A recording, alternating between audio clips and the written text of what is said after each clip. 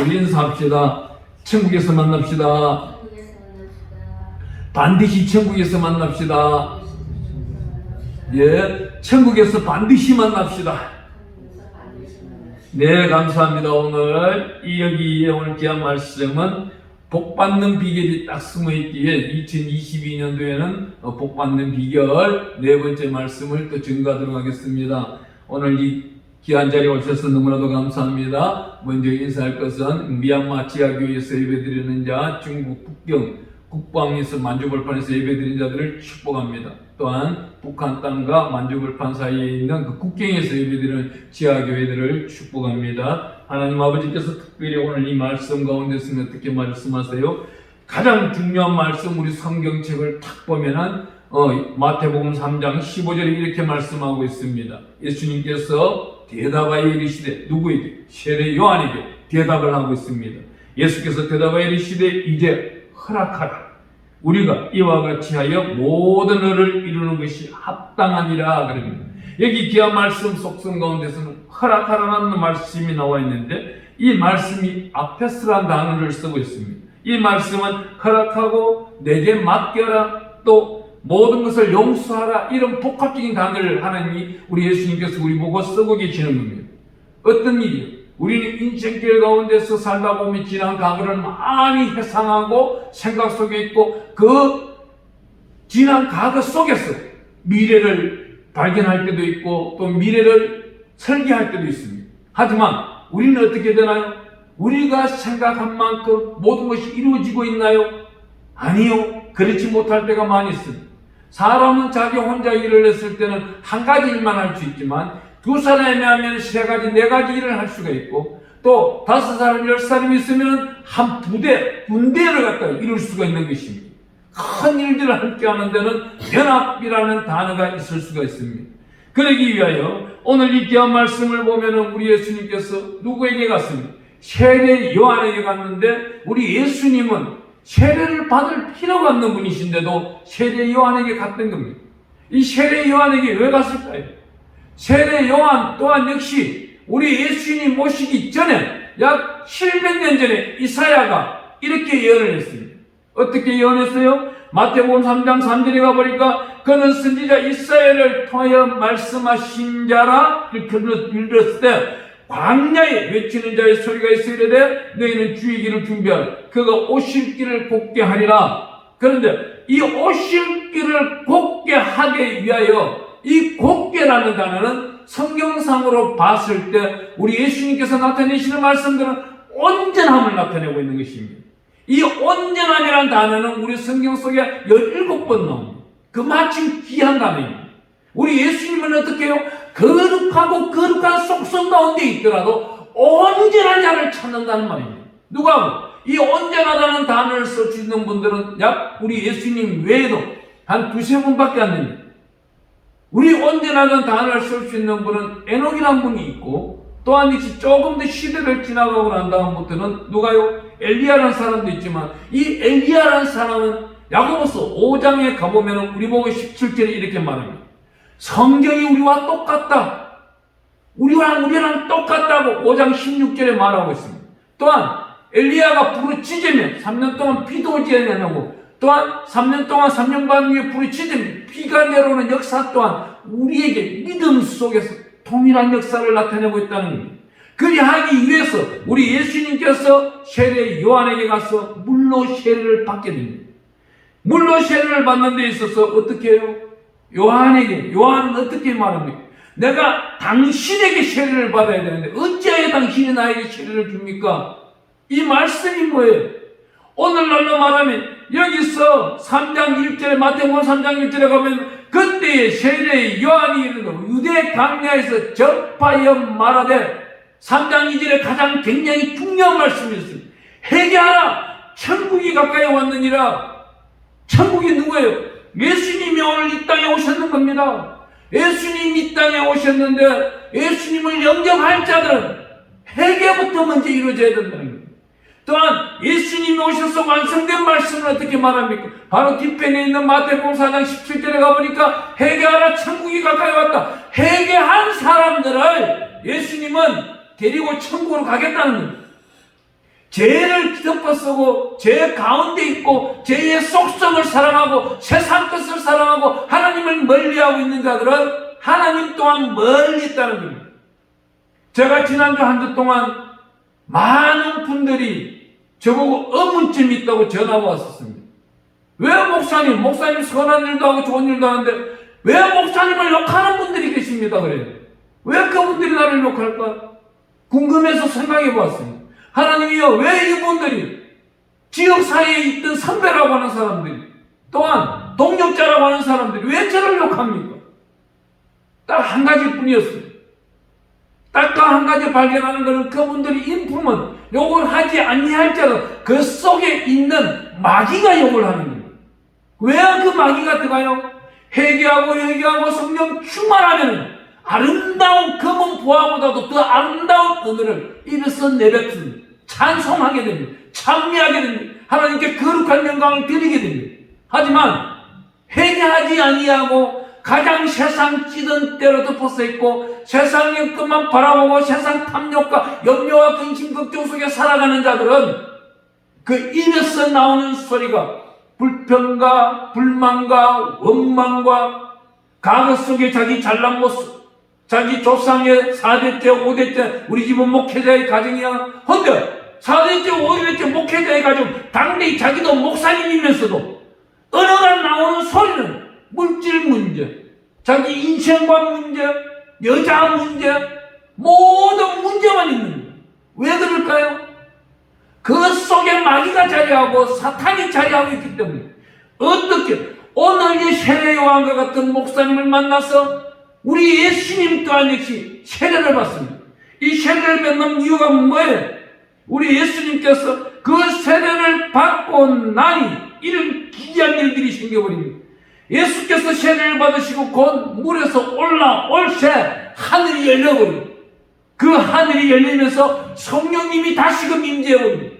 오늘 이곳에 계신 예수님은 성령님이십니다.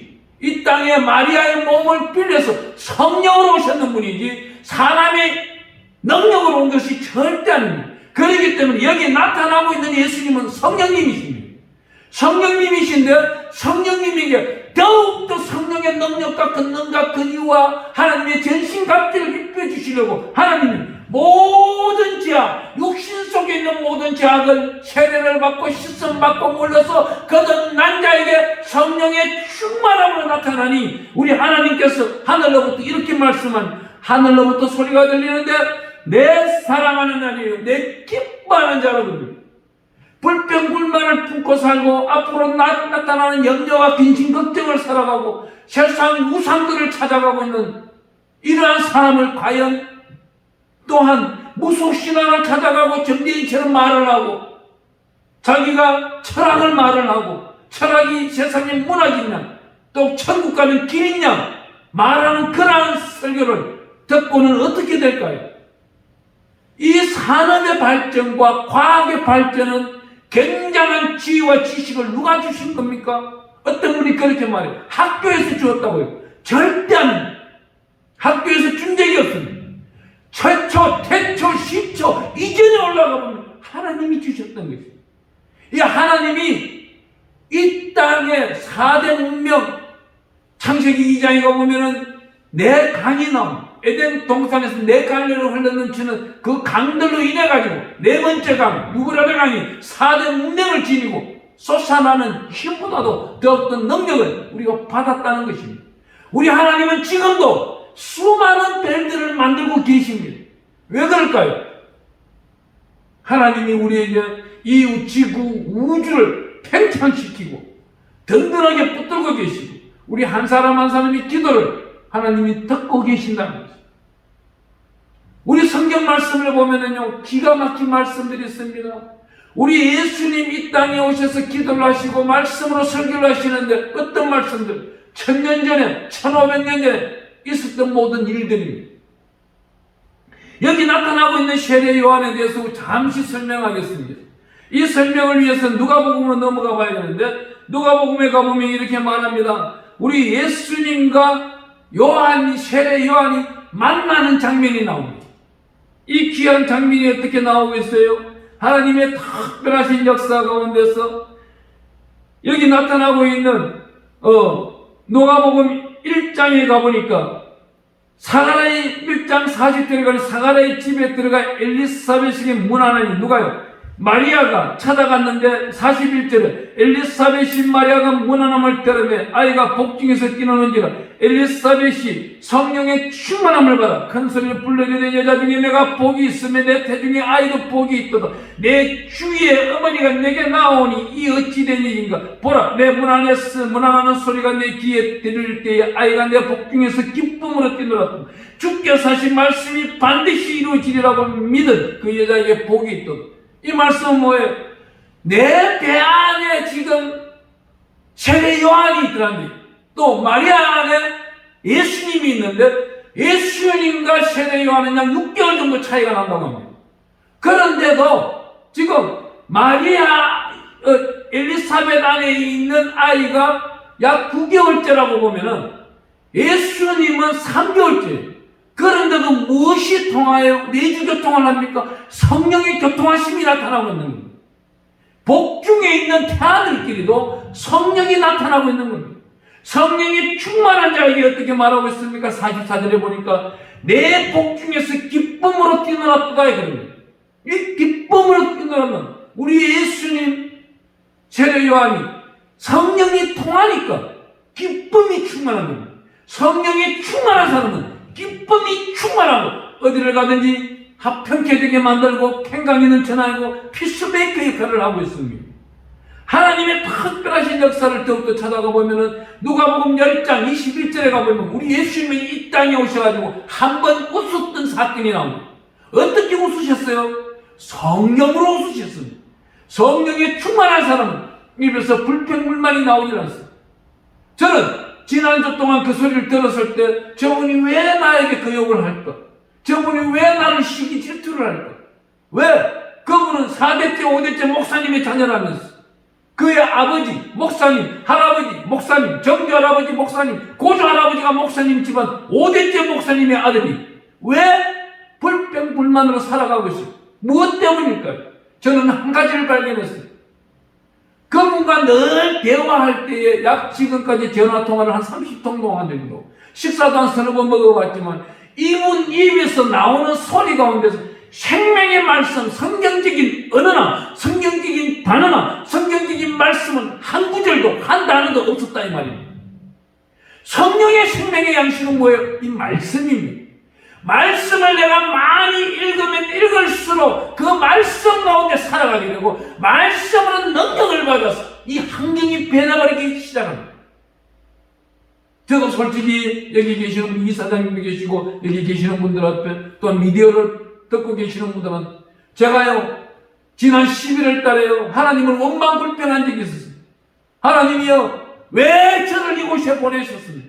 왜 이곳에 보내서 이렇게 힘들게 합니까?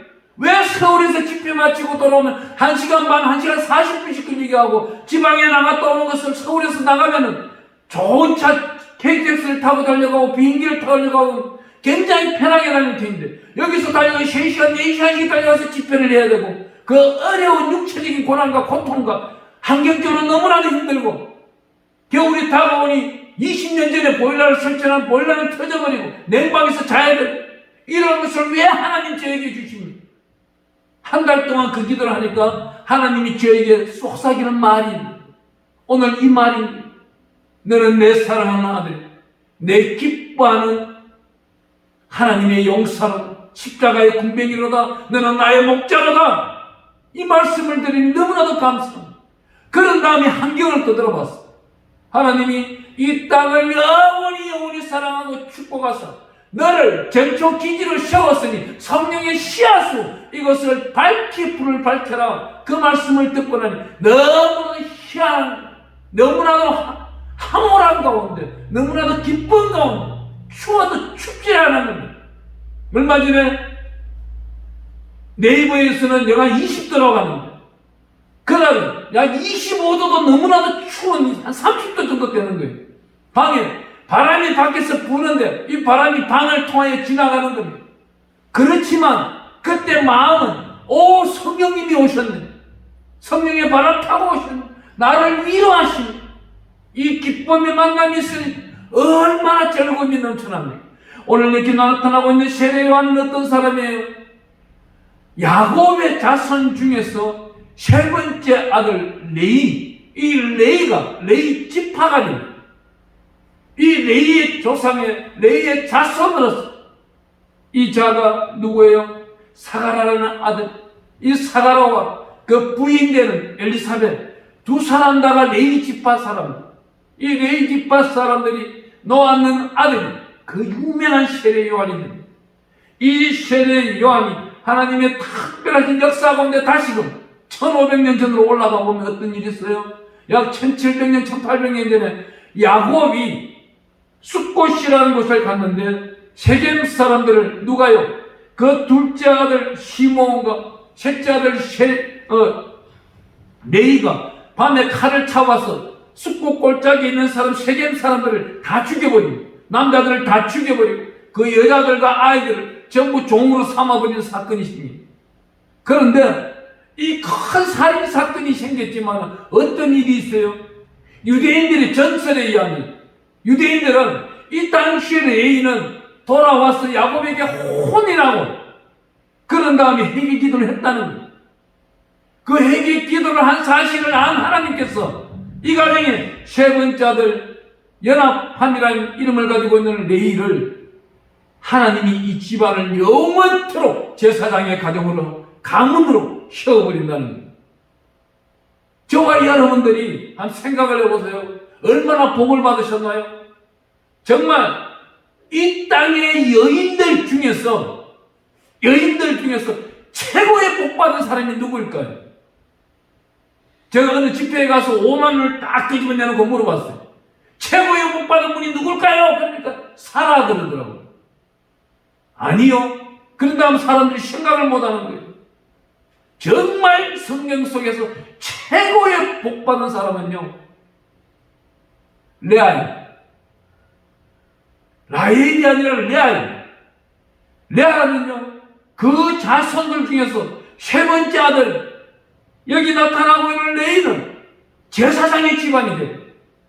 네 번째 아들 유다는 왕족이 되어버려요.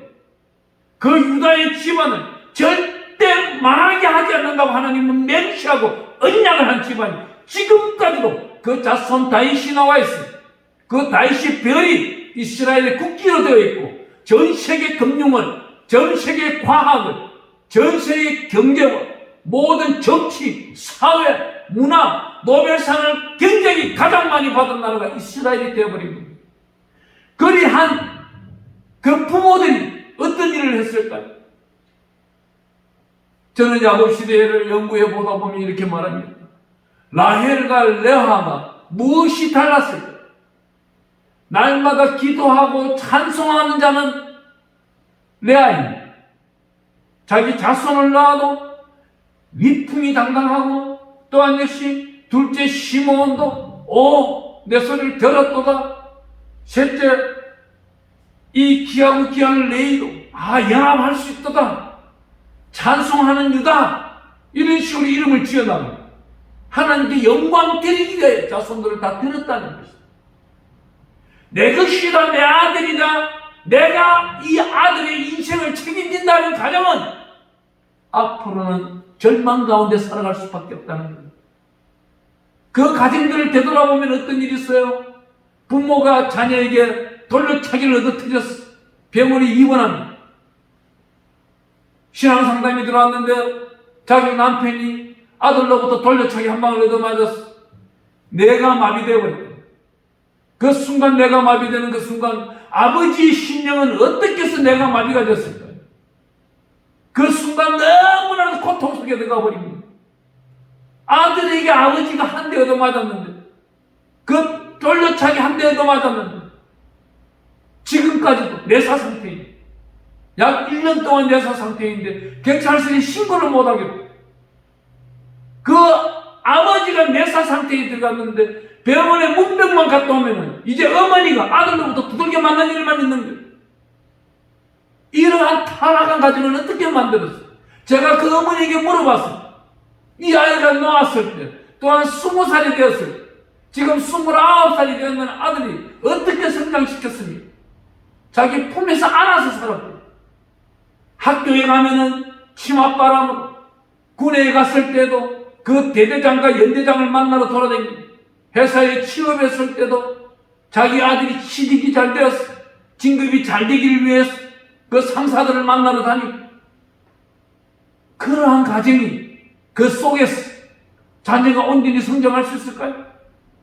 그렇게 쫓아다니는 29년을 성경책을 펼쳐놓고 말씀을 읽었다면, 기도가 나오지 않는다면 말씀을 읽었다면, 아니 오늘날 새로운 찬송가 630장인가요? 거기까지 날마다 찬송을 1장씩 해서 630장까지 불렀다면 그 아들이 과연 그렇게 되었을까요? 아니에요. 정말 행복을 찾는 것은 기도와 간구입니다. 우리 하나님은 반드시 들어주신다는 거예요. 우리 하나님께서 반드시 들어주시는데 누가복음에 보면 기가 막힌 일들이 있는 겁니다.